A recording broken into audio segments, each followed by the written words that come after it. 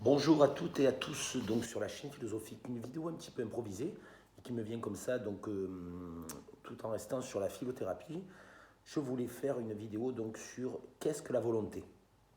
C'est un bien grand mot du coup. Donc on pourrait le placer donc c'est dans la sphère psychologique et ça fait partie des trois instances que nous connaissons chez l'être humain. Donc l'instance affective, cognitive et conative. C-O-N-A-T-I-V-E. Donc, c'est cette dernière qui est vraiment primordiale dans l'essence de l'homme. Pourquoi? Parce que la volonté, c'est. Donc, il y a eu plusieurs définitions manifestes chez Descartes, chez Emmanuel Kant, chez d'autres philosophes qui ont défini la volonté à leur manière, avec leur approche philosophique. Moi, je vous donne ma vision personnelle de la volonté. Donc, c'est cette intentionnalité. C'est. Alors, Schopenhauer aussi parlait de vouloir vivre. Mais là, ça avait une dimension plus de survie, finalement. Et il donnait dans le monde comme volonté, comme représentation, plutôt une connotation péjorative. Même si on le prenait pour un philosophe du pessimisme, mais je dirais que c'était plus un philosophe du tragique. C'est accepter ce qui vient de l'extérieur et ne pas être forcément euh, asservi par cette volonté, ce vouloir vivre. Alors pour en revenir à la volonté, ou conatus, Spinoza en parlait, donc au XVIIe siècle, dans son fameux ouvrage L'éthique, que je vous conseille fortement, et donc il parlait de cette volonté, cette façon de persévérer dans son être. Alors la volonté, ça peut être aussi donc synonyme d'énergie. Dans la culture de la philosophie asiatique, on parlerait de ki ou de chi, d'énergie. Dans une sphère un peu plus religieuse, on pourrait parler d'enthousiasme aussi. Entheus, donc, qui est un dieu intérieur, pour les gens qui sont plus ou moins croyants. Mais donc il y a cette dimension transcendante, contrairement à l'immanence. La volonté, c'est ce qui vient finalement très difficile à décrire parce elle est intrinsèque et propre à chacun, à fonction de son vécu. Et donc il y a cette forme d'ipséité, quoi. Elle nous appartient. C'est un entre-soi.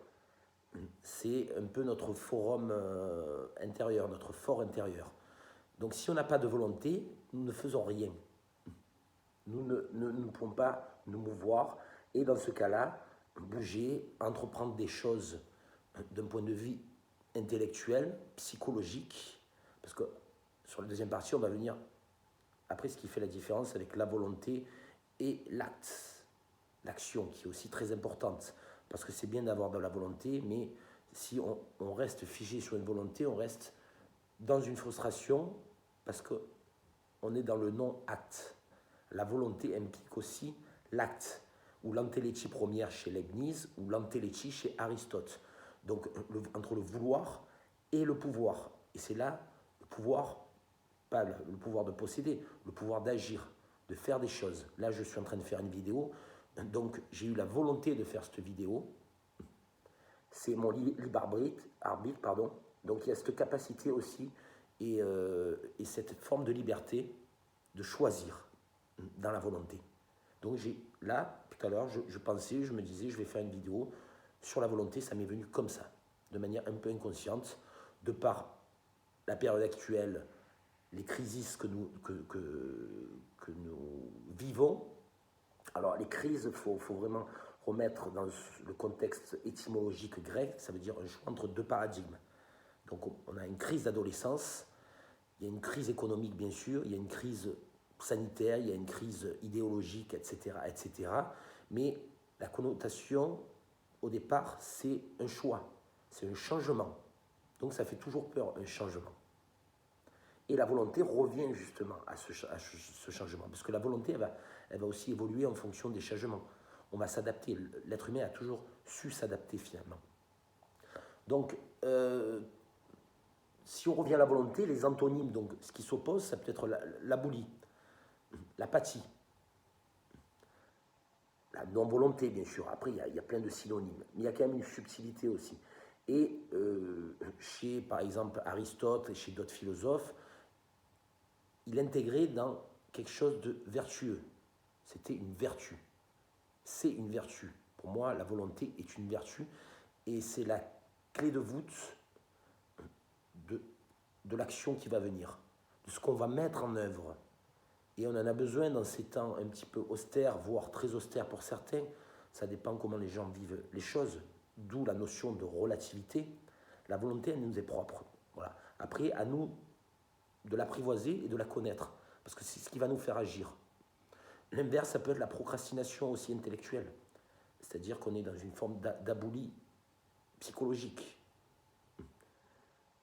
Donc, lorsqu'on est bien avec soi-même, on est dans une forme d'ataraxie, de tranquillité de l'âme, on agit mieux. Donc la volonté est plus positive, parce qu'elle peut avoir l'effet inverse aussi, la volonté. La volonté de nuire, par exemple, c'est plus une vertu, c'est un défaut, c'est un vice. Donc, voilà, il faut bien remettre. Moi, les conseils de lecture, c'est l'éthique de Spinoza, Aristote, Éthique à Nicomaque, ou De l'âme. Il y a Arthur Schopenhauer, c'est un gros livre de plus de 1600 pages, mais vous n'avez pas besoin de tout lire. Le monde comme volonté, comme représentation. Vous avez Emmanuel Kant aussi, dans la critique de la raison pure.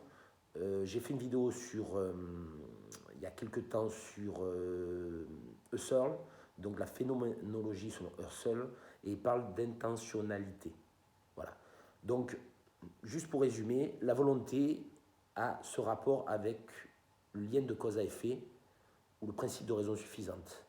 C'est-à-dire qu'on a la cause, ça va être la volonté. La conséquence, ça va être l'acte. Voilà. Donc je voulais terminer avec cette petite vidéo et je vous souhaite un excellent week-end. C'était Nicolas sur la chaîne Philosophique. Vous pouvez activer les notifications ou vous abonner à la chaîne Philosophique.